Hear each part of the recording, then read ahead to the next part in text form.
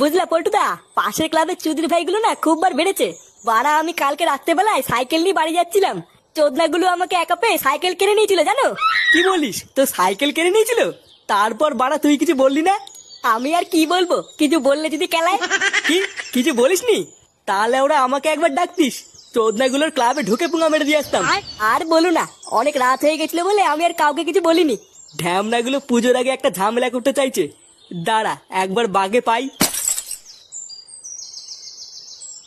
কিরে চোদনা, এত দেরি হলো কেন? বাড়িতে বসে বসে কি হ্যান্ডেল হুন্ডেল মারছিলিস নাকি? না, বাড়িতে বসে ছেলে সেটা ভাঙছিলাম। সে কি রে ফুটো, ফাটাকে মারছিলিস কেন? আর বলিস না, সেগম মায়েরটা যা জ্বালাচ্ছে না। লেওরা প্রতিদিন কেউ না কেউ বাড়ির উপরে এসে ওর নামে নালিশ করে যাচ্ছে।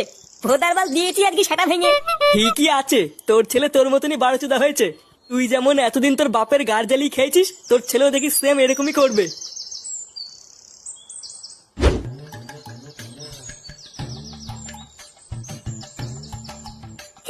আমার দাদুটা খুব ভালো, কত কিছু খাওয়ায়। আর আমার বাপটা সাদা ধ্যান না, বাপ শুধু কেলায়। লেওরা কোন দিন ধরে ছাতা ভেঙে দেবো বুঝতেও পারবে না। লেওড়া ধর ধর, সেগো মাইটারে ধর। তোমরা কালা দাদু, ও দাদু বাঁচাও।